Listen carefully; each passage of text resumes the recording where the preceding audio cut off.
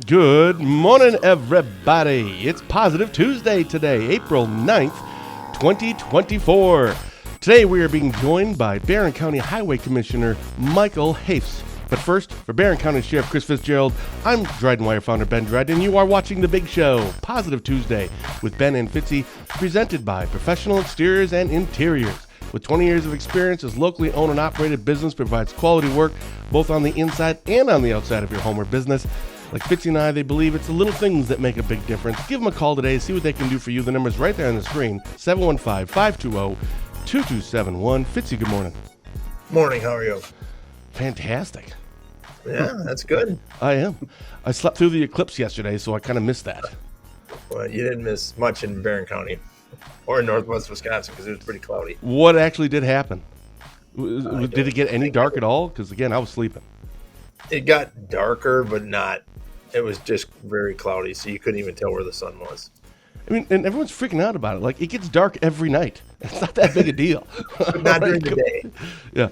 Just okay, I suppose. All right, so we are joined, of course, by Barron County Highway Commissioner Michael Hoefs. You had wanted him on for a lot of reasons, Fitzy, so I'll let you do the introduction this morning. Well, we just wanted Mike to come on and talk about what a highway commissioner does. It's Highway Work Zone Safety Week next week. We want to talk about that. If there's questions about what a highway commissioner does, I know everybody wants their roads plows first, but that doesn't happen. But we can get into that when we get into talking to Mike later on. Mike, are we just going to not talk to him here for a while? We're just not going to talk to him for a while. Mike, thanks so much for coming on. How are you this morning? Very good. Thanks for having me. Oh, I can't wait. I don't have any questions written down, but I've got 400 in my head. But I do have one written down because we've talked about it in the past. It said, I want to know how many plow trucks do go out in Barron County when there's a snowstorm. We can get to all that in a little bit, but hopefully you like sports a little bit because we do always like to start with a little bit of sports. We'll keep it short. But, of course, we just got finished with both the men's and women's college basketball championship tournament, or the championship games. I'm wanting your takeaways. Mike, you're our guest. We'll start with you. What was your biggest takeaway for either or both of the championship games? Well, good question. I didn't follow the men's as much as the women's. I really liked watching the women's games. It really heated up there toward the end with Iowa. I was really cheering for Iowa, of course, and maybe a bandwagon jumper with Caitlin Clark and company. Me too.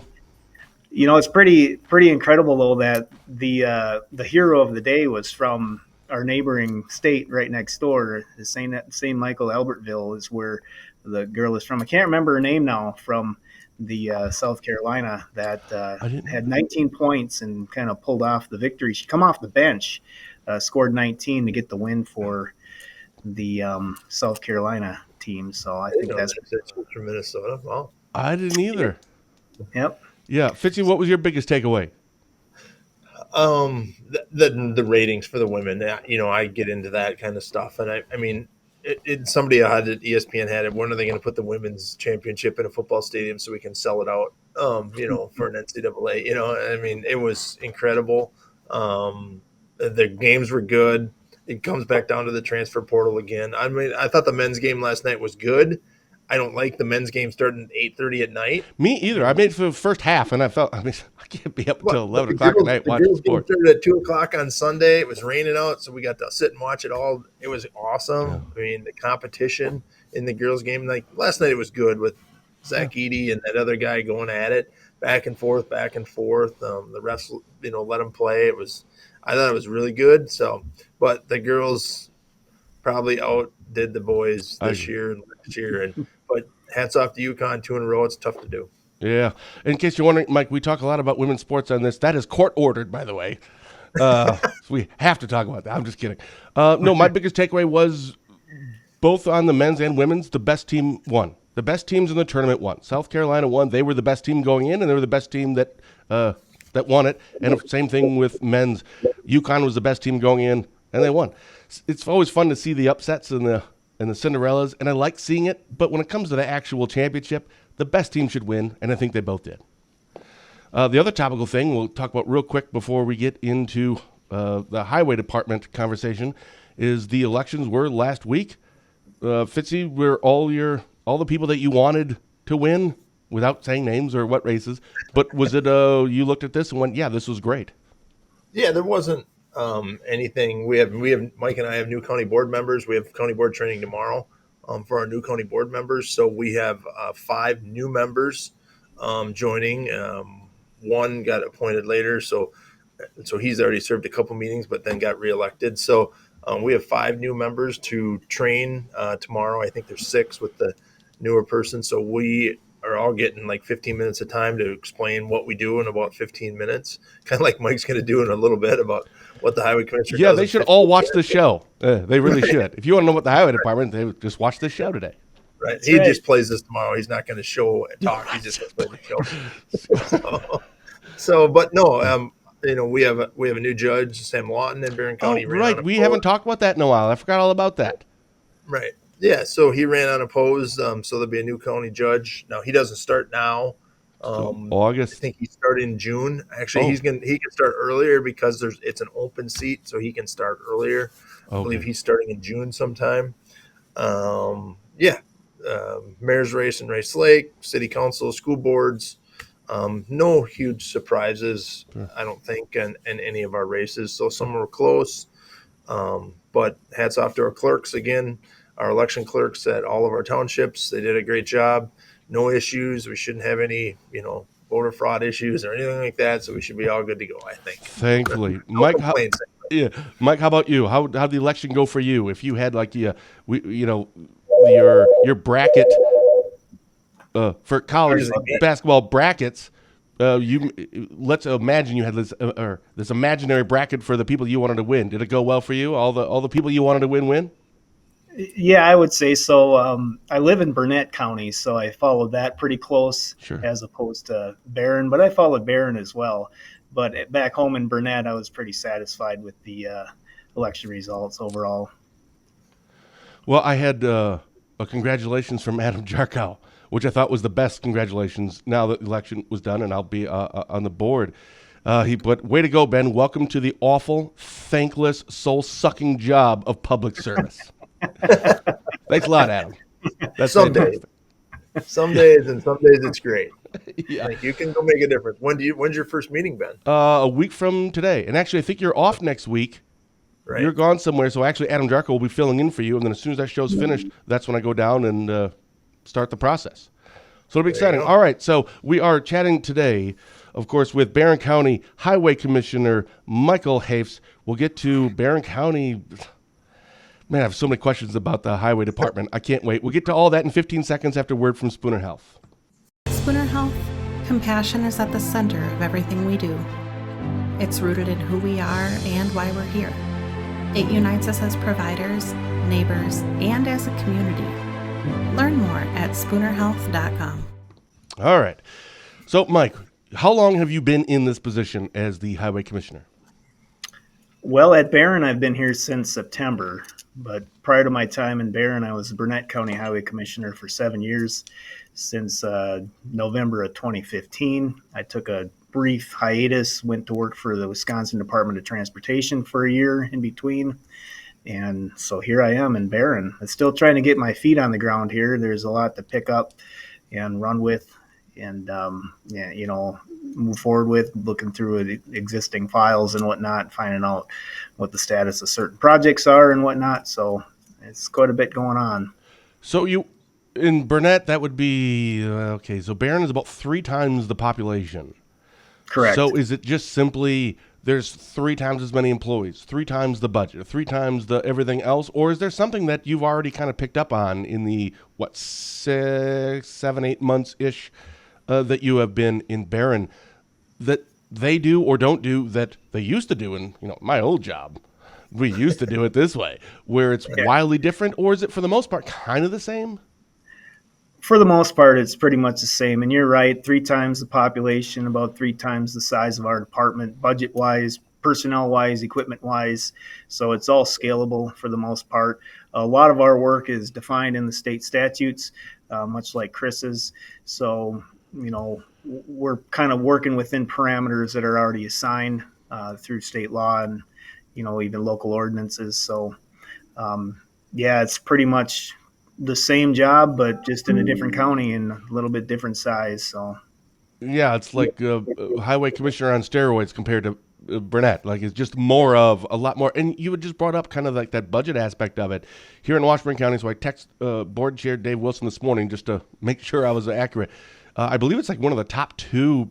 I don't know what's referred to as, but the biggest expenditure for the department, like how much money goes into it in Washburn County. I'm assuming it's about similar. Fitzy, you could probably speak to that. And of course, Mike, you too, that it's a very large portion of taxpayer dollars go into this.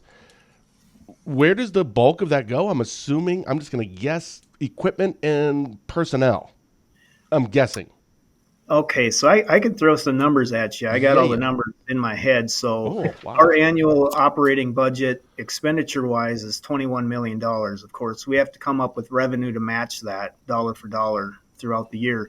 So what's nice about the highway department is we're called an internal service fund. So we're basically a self-sufficient arm of the Barron County government, where we generate a lot of our own revenue. We get revenue from the state, from the gas tax, and even from the federal gas tax as well.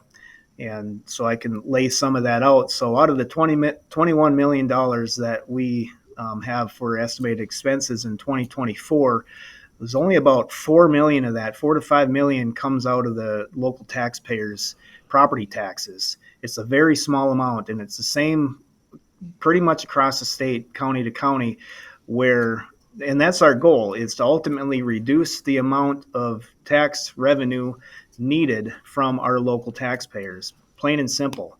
So we get revenue by, like I said, the state through the gas tax, federal projects. There's a lot of grants that we apply for.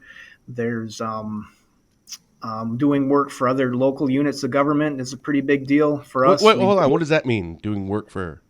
Yeah, so townships. So if you're in, say Sand Lake Township or Prairie Lake or something like that, you want a road to get paved, you can simply call us up and we'll give you an estimate, and we can go out and essentially pave that road. So we'll make money, so to speak, off of the sale of our materials, the use of our equipment, the use of our labor force. Oh, okay. So it's almost like they sublet that out, right? Correct. Like you're independent contractor in a weird way. Like, well, as a township, we don't need to spend $250,000 on a new piece of equipment for one road.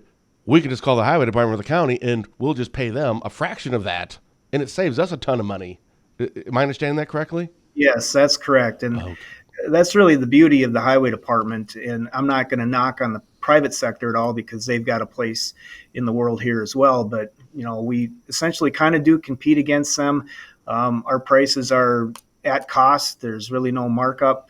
And so we can do work for pretty good quality for a pretty good cost for our local units of government. So that extends beyond townships, the cities and villages. So we can go into the city of Rice Lake if they so ask us to, help them with some of their road projects. We can go into, say, the village of Cameron and do roads for them, which we're planning on doing. So we have real good partnerships with all the other local units of government. The trail system that is kind of under Fitzy's control, we do a lot of work on that. So ATV trails and snowmobile trails, etc. So I thought that was like forestry, believe it or not. So we don't have it under trails. forestry. It's in the trees, or it's right. Some people do, but like in Burnett County and Barron County, we run it under the sheriff's office. Tracy takes care of it. They have a person that takes care of it up there, their trail coordinator. We take care of it down here, but Mike works and his team work with Jeff Wolf, our guy here, and they work on getting trails cut back or paved, or parking lots paved at our ATV park and things like that. So we share work projects, and Mike and his team help us design some of that. They might not even get the bid, but they'll help us do the design phase of some of these projects because of his staff and his expertise and his staff's expertise in making sure all the I's and T's are crossed and dotted for when we go out to bid. Speaking of staff, how many, Fitzy, you're around, what, 80-ish? 80. Yeah. Mike, how many employees, and are they full-time, part-time, limited time? How many employees are employed by the highway department in Barron County? Yeah, good question. So we're about 55 employees is our base staff year round. In the summer, we'll jack that up to closer to 80 using limited term employees. Summer help, say college kids or whatnot to do flagging and crack sealing and other work. We get a bunch of retired folks coming back to just drive truck for us in the summer, hauling blacktop. So we get probably 8 to 10 of those folks coming in. So we really staff up in the summer. Well, I would think that the wintertime, because the highway department's responsible for cleaning the roads, right? Snowstorms and etc. Do you have any LTEs for the wintertime during a snowstorm, or those 55 base employees all hands on deck? Which, of course, is going to lead me to the question that I've been wanting to ask: is there's a snowstorm, how many trucks, how many people go out for these? Yeah, another good question. So backing up a little bit before we send people out, our department, if you were to walk in our main hallway and go visit any of the rooms that we have here with our managers, it'll be like walking into a meteorologist studio. We got big screens that show the radar and all the, really? And we get the stuff directly from the National Weather Service, so we know exactly what's coming. When it's going to hit, what it's going to do, what the pavement temperatures are going to be like. That's a big factor for us. And so we're monitoring things ahead of time. And we've got guys out, during the middle of the night. Our superintendent, he'll be out during the week. We have other folks assigned on the weekends to cover that. Just kind of more or less watching, seeing how things are shaping up. And then they'll make the call. And it's a lot of calls. On the state system, I think we have 20 routes on the state highways, because we also do maintain and plow the state highways, including Interstate Highway 35, which is a federal aid highway. Doesn't matter. The state pays for us to maintain and plow those roads. So we usually call the state folks out first. Highway 53 is top priority, Highway 8. And then we kind of whittle down from there and then get our county crew out as well. So that's about 16 to 20 folks, depending on, what routes we want to focus on. So, overall, we could easily have, close to 40 plow trucks out on the roads during a snowstorm. So it's just storm based, right? It's individual based. It's a few or 16 to 20, or boy, you hit the panic button, it's 40. Pretty much, yeah. Every time, even if there's a little bit of drifting and we got snow blowing over the road and drifting on the road, we might potentially have to have guys out for that, which gets to be pretty annoying. That's one of the things that, I guess we'd probably least prefer. If you're going to go out and plow, you might as well be shoving a foot of snow off the road instead of chasing drifts around for hours. But, it's something that just has to be done. And thankfully, this past winter was pretty easy for everybody here. No kidding. It allowed us to get caught up on, I'm sure folks saw the brushing work and the right-of-way clearing work that we're doing. And that's mainly a safety exercise. We want to make sure that, you've got plenty of visual acuity on each side of the road when you're driving, and making sure that deer and whatnot aren't popping up and hitting you, and making sure that there's not tree limbs or trees that could fall on the road potentially if we get a, heavy wind or heavy snow. So we were able to play catch up this winter on that pretty well. Fitzy, I see there was a comment there from Renee, and I think you had read it. It's hard for me to read that much. Is there a question in there? Well, two things. One, I'll get to that question in just a second. Okay. But what's really interesting about what I've learned from working with the highway commissioner and Mike and his previous one, Mark Servey, is that everybody's like, just salt the roads, or, and it depends on the temperature of the roads, the air temperature. We're getting back to that, by the way. I wrote that down. Yeah. I didn't even know that was a thing, that you could monitor pavement temperatures. We're getting into that in a little bit. Right. Yep. But that's it's so interesting. Everybody's like, just salt the roads and it'll be fine. Well, if the wind's blowing, the salt blows off, so you have to use sand. There's a science to this, which has been really interesting from my standpoint, and sitting over there and learning and working together. Again, and Mike said this the other day at a meeting we were at about how we work together in Barron County, and we've talked about that on this show all the time. We've had Jen Jaco and other people on this show talking about how Barron County works together and the things that we do. But it's very interesting. You just can't salt the road or sand the road just because. Do you think that's the answer? So. It is the answer. Just salt the road. Done. I'm one of those people. Yeah. Well, we can talk about that if Well, you'd like. actually, don't salt it. Put sand down because the salt with the rust. I'm telling you. Anyway, real quick. So, Fitzy, was there I don't want to skip past this. There's a question about a mailbox getting hit, Mike, and who pays for that if a county, and it wasn't in Barron County. Hey, So, that's a great question. You mean, must get that question a lot, or somebody must email and say, "Hey, somebody hit my mailbox." What do you do in that situation? Well, we usually take a look at it, and the policy is it's a state policy. The county has the same. Is if our plow physically strikes it, we'll fix it, replace it, do whatever we have to do to get it in the condition it previously was. Now, if it's heavy snow like we had here a week or so ago, Yeah. and the snow coming off the plow hits the mailbox, then we're not responsible.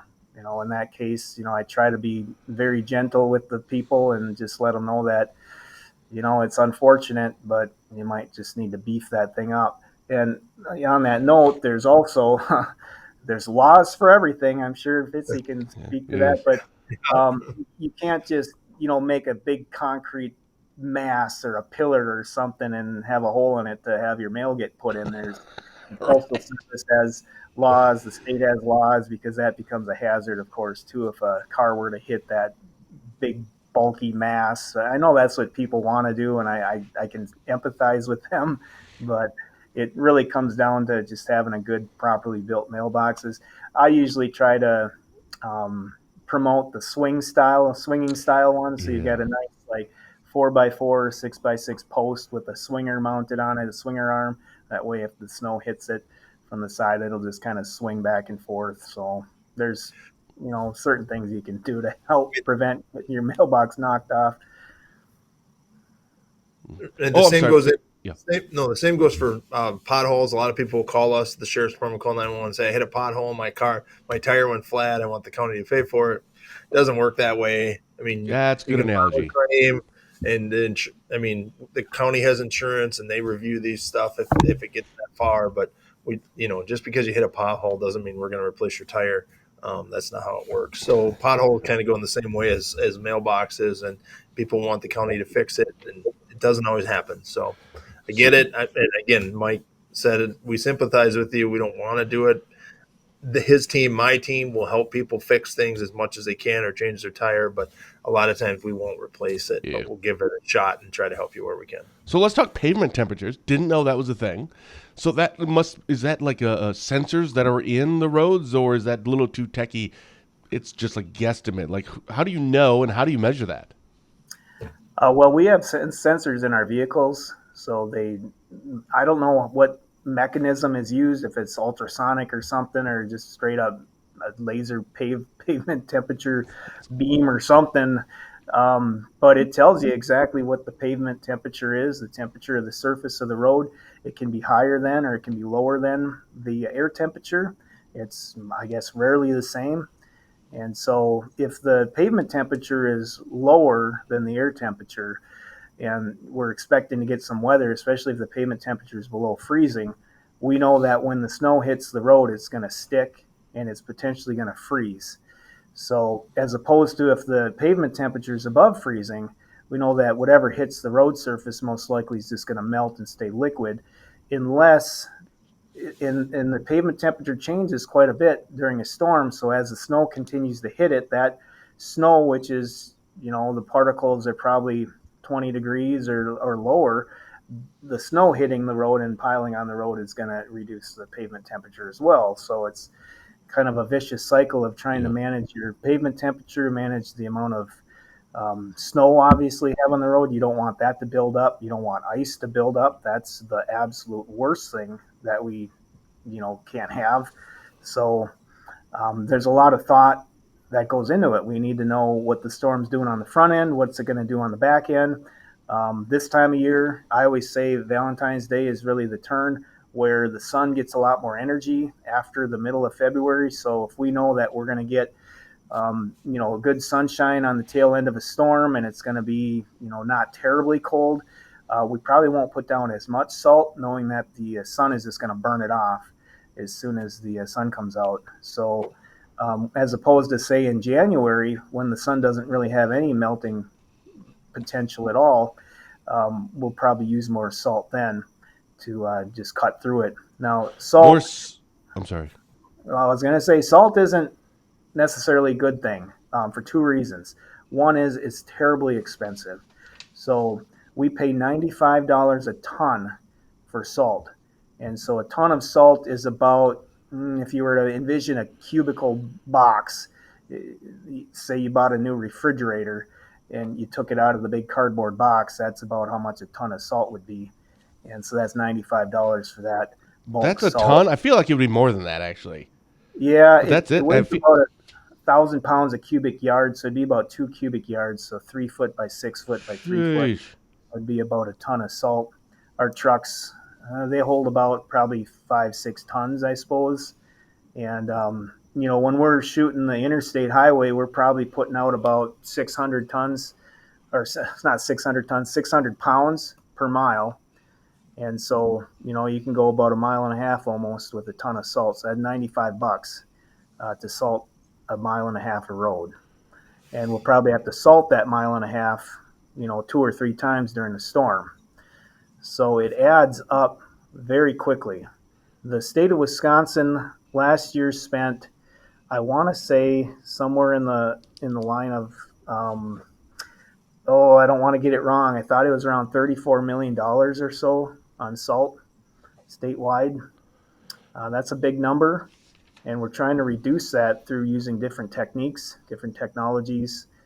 We do salt brining now, so we turn the salt into a liquid concoction, more or less, and add beet juice to it. What? Yeah, beet juice. So some chemists and scientists figured out that beet juice, and we also used cheese brine for a while from leftover from cheese plants. Anything that's got a salty or a sugary content to it has they call it colligative properties that'll help lower the freezing point of water or ice or whatever. So that's the reason why we use salt.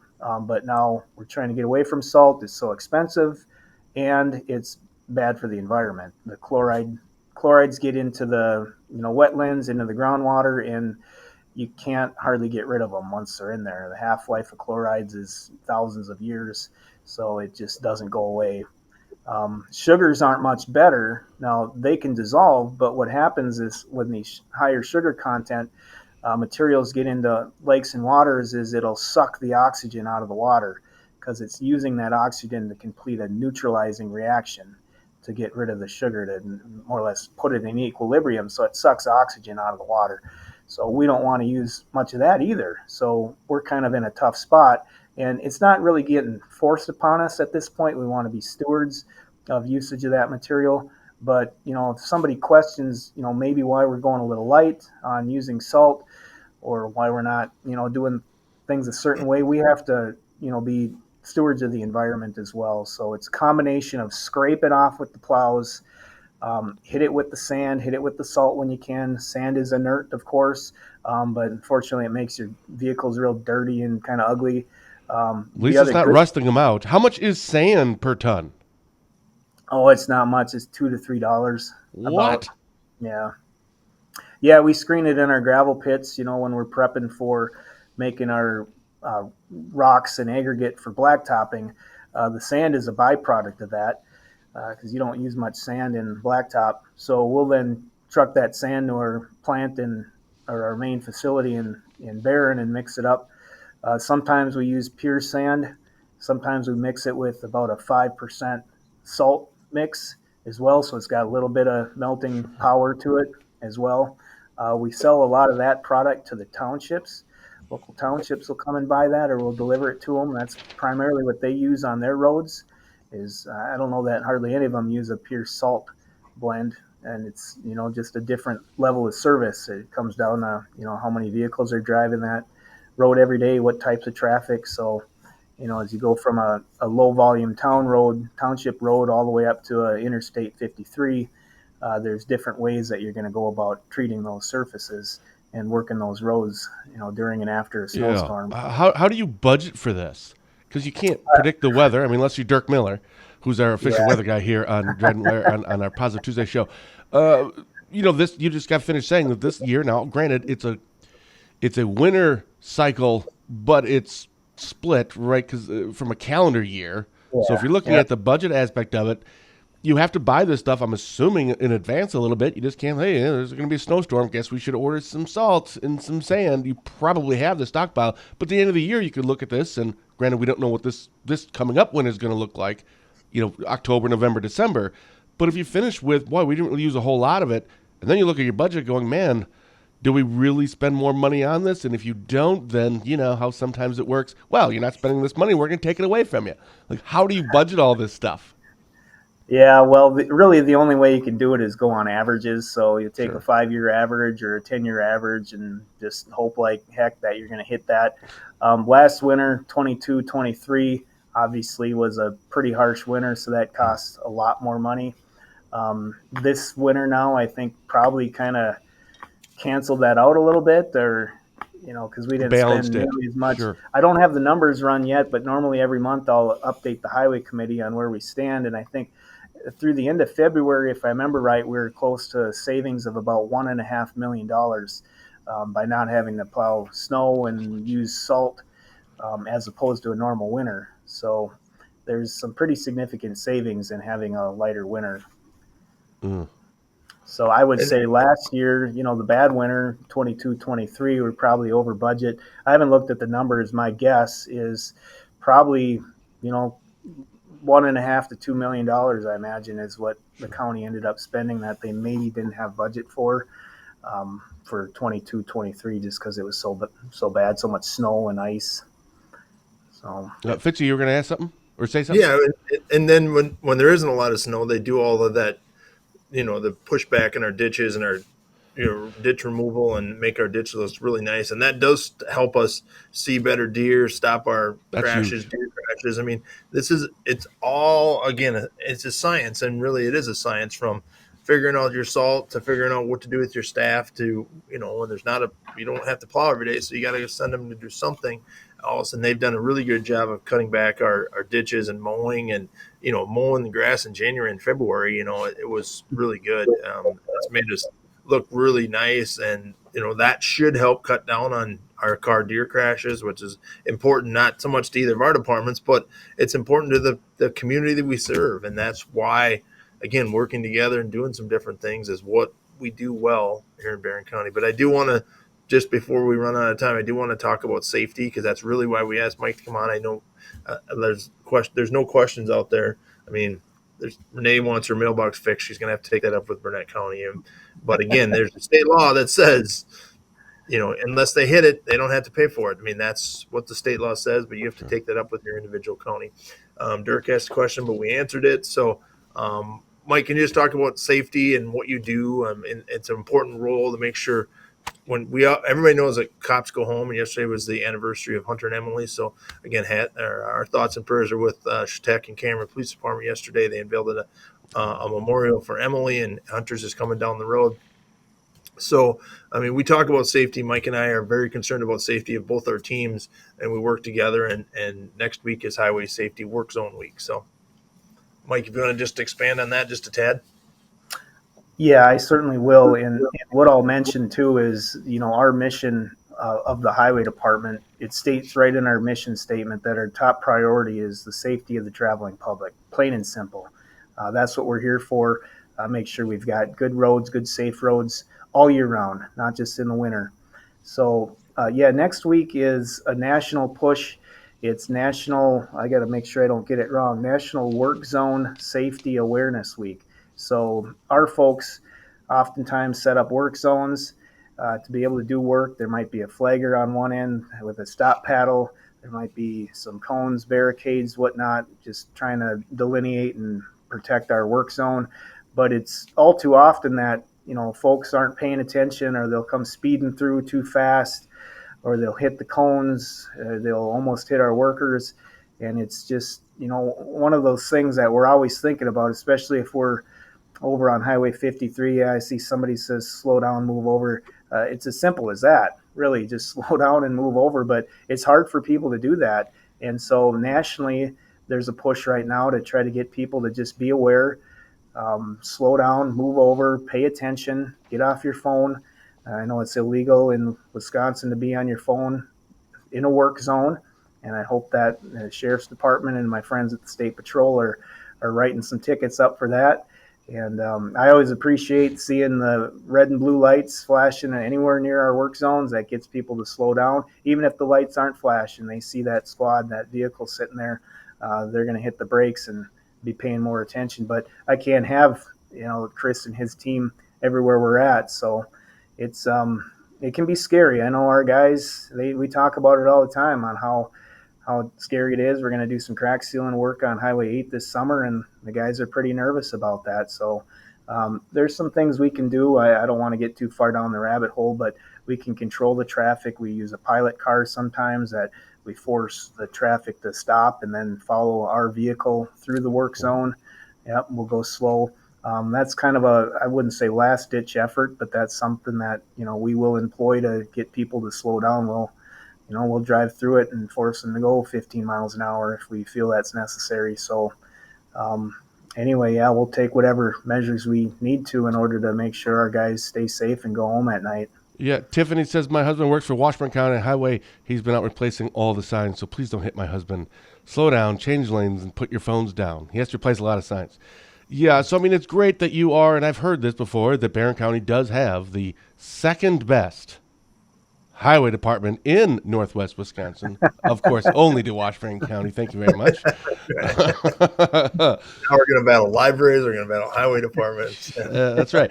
So what is that training like? What do you tell them? Do they come back sometimes when they're in the work zones, some of your team, and say, man, bunch of idiots, right? And I almost got hit today, because unfortunately, we hear about the ones that do get hit. Thankfully, not very often.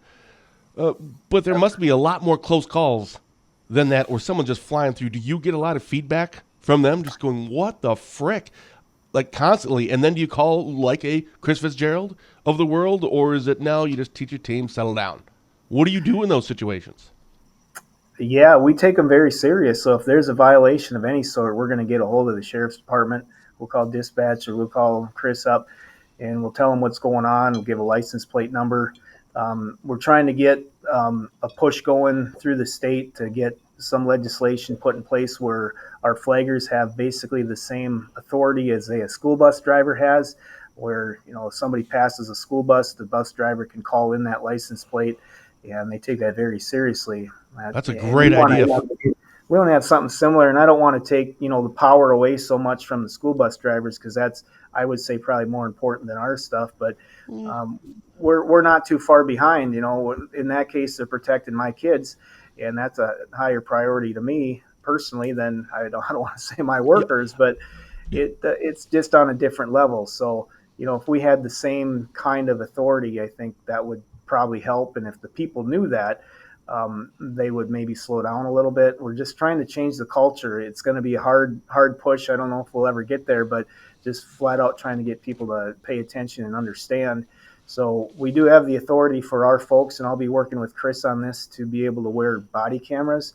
Say anybody in our work zone, we can either mount them on the people, or we can mount them on a piece of equipment and have footage of any kind of an incident. And then that is an enforceable tool. We can use that tool to enforce the law at that point. That law is currently in place. There's not many counties that I'm aware of that are really practicing that, but if that's something that we need to do, say put a body camera on one of our flaggers to be able to, catch people that are running through the stop or being rude or whatever it is, then we'll do that. And I'm sorry, go ahead. Oh, just one last thing, because you kind of asked the question. Most of the stories we get, and there's pretty much one every day, if we're working out on 53 or Highway 8, the guys come back at the end of the day and they're balking about somebody that sped through or somebody that ran through the stop sign paddle. Most of them, though, do occur right there at the flagger. It's like people get confused. They see that person holding the sign. Does that really mean something or not? Should I stop, or can I just kind of slowly go through, or should I just flip them the bird and get on with my business? If you're from Illinois, that is standard operating procedure, yes. Yeah, they tell us we're number one quite a bit, so we don't really care to see that, but it's maybe part of the job. I did write down while you were talking, I actually put cameras.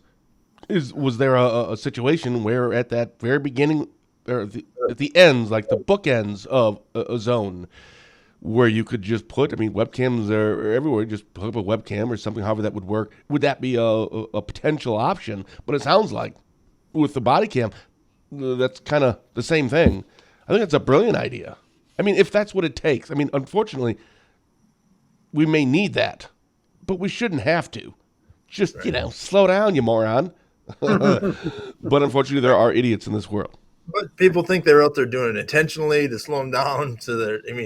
We can't help it if you're late to work or late for a meeting or late for something, and then you meet the farm truck, the highway truck, they're paving roads. It's summertime. The barrels are out. And not every project means the highway department. There's a big project between 26th Avenue and Spooner on Highway 53. That's a private project, not run by either county. So you can't call the county and complain about that. And it's a whole other story for probably another day. But not every project on a road is a highway project. It's approved by the highway department and they know about it, but it might be so like if all the barrels turn over on Highway 53, we don't call the highway shop to fix the barrels when they blow over. We call the company that's in charge of that project to do that. So a lot of people get that confused and say the highway department should be out there picking up their barrels. Well, it's not their barrels. It's a federally funded project or a state project through a private company that gets bid out, and because it's too big project for a county or they don't have enough people to do it, or so that's the one on Highway 53 that everybody will see between Barron County and Washburn County right now. Yeah. That is not a county project, correct, Mike? Am I wording that correctly?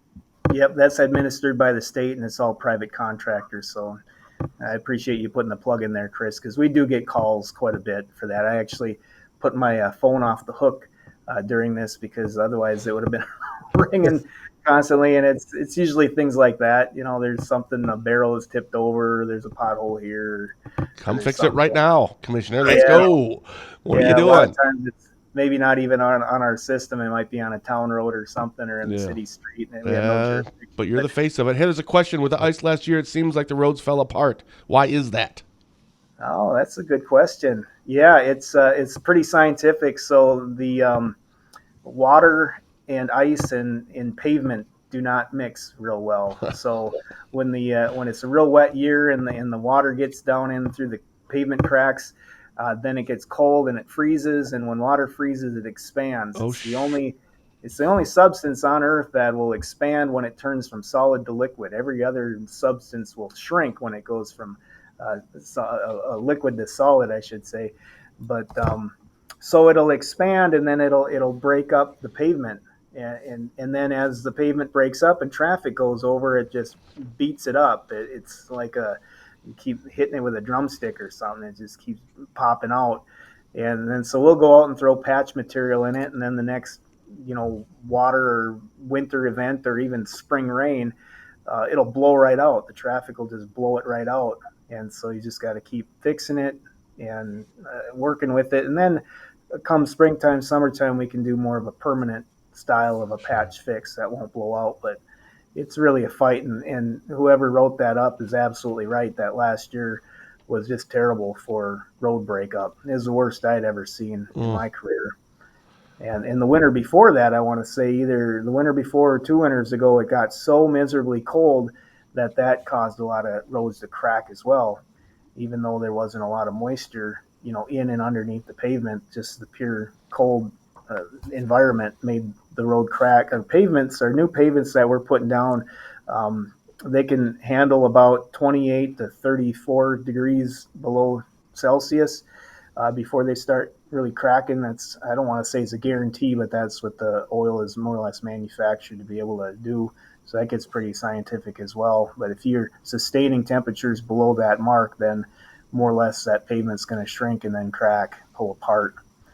So I didn't know, no kidding. What I'm really, if somebody asked me what was a big takeaway from talking with you today and having you coming on, it's not just about learning some things I didn't know before, but I didn't realize probably the biggest thing was the science behind a lot of this. I mean, it's you work at a highway department, fix some potholes and plow. Come on, not that tough. Yeah, right? But come and on to the find side out, of the road, hold up shovels, and then go sit at the gas station for an hour on it. That's right. Wait, if we're talking donuts now, we're in. Now the cops are there if we're going to talk donuts. I don't care. Yeah, there we go. Donuts, we're in.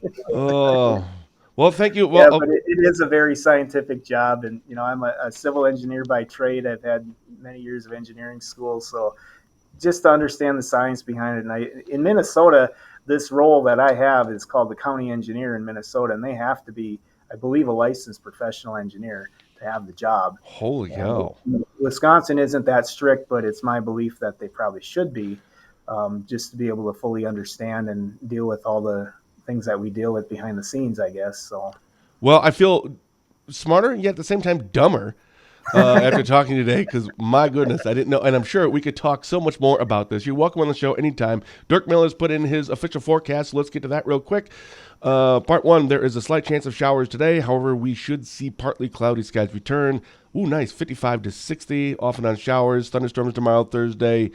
High, wow, that's great. 60, 65. A little cooler Thursday, but it looks like, if it's over 50, that's good. Part 2, Friday and this weekend, lots of sunshine with highs in the middle 60s to around 70. So it sounds like, Mike, you can take the team and go golfing.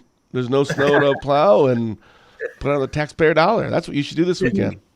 oh yeah, sure, yeah, that sounds good to me. Yeah, we work Monday through Thursday. They got 3 days off, and they'll have a nice weekend to enjoy. I like that. Then they can come back to work nice and happy on Monday. So. Love it. Love it. Fitzy, what do you have coming up this week? Just some meetings. Nothing real spectacular. It'll be the first nice weekend, so we expect our speeds to go up on our roads and things like that. So, and it is construction season. Our projects are kicked off. They're starting. Yep. In the city of Barron, that's a big project. Mike's got projects kicking off. The Highway 53 project is kicking off. So cones are going to be out there. No phones in work zones. Watch out for our people in the work zones. But yeah, other than that, it should be a great weekend for people to enjoy. Nice. Mike, what do you have coming up this week? We have a couple things, a big training day on Wednesday, and then on Thursday we'll have we call it our annual Spring Town Day, where we allow all the townships, villages, and cities to come in with their road folks or their lawmakers or their decision makers, people on the board to come. We usually have over 100 folks here for that. We have an equipment show. We have various vendors come in, and so it's more of an educational opportunity for our staff and any local unit of government that wants to come in and partake in that. So that's a big deal for us on Thursday. So I'm really looking forward to that. What's the training day tomorrow for? Secret stuff we get. Secret stuff can't talk about. How to deal with community. How to deal with the media. Ben's not media. Yeah, I would agree. But yeah, no, it's just various things. It's a good time for us to kind of, hit the reset button and, get our mindset in the right place to, gear up for another busy year, I guess. So awesome. We take a lot of time with our staff. That's one thing I really value here. And one of the reasons I came here is the staff is just absolutely phenomenal across the board, every department, the department heads all the way through, everybody that's out on the front line doing the work. They're all phenomenal people. And we're glad to have them here. We don't want to lose them, so we want to take good care of them. So if they need a day to kind of take a breather or to get some more training or whatnot, we'll make sure that happens. All right, Fitzy. I now see why you like Mike. Okay. All right, totally get it. Now you can be on the highway committee for Washburn County, and you can There you go. Awesome. Mike, thanks so much for coming on. It's been an absolute pleasure having you on. Yeah, thank you. It was fun. For DrydenWire.com, I'm Ben Dryden, and you've been watching Positive Tuesday with Ben and Fitzy, presented by Professional Exteriors and Interiors. With 20 years of experience, this locally owned and operated business provides quality work both on the inside and on the outside of your home or business. Like Fitzy and I, they believe it's the little things that make a big difference. So give them a call today, see what they can do for you, 715-520-2271. Fitzy is going to be off next week, so filling in will be our very good friend Adam Jarkow on next week's Positive Tuesday show. So until then, thank you for watching, and as always, have a blessed day.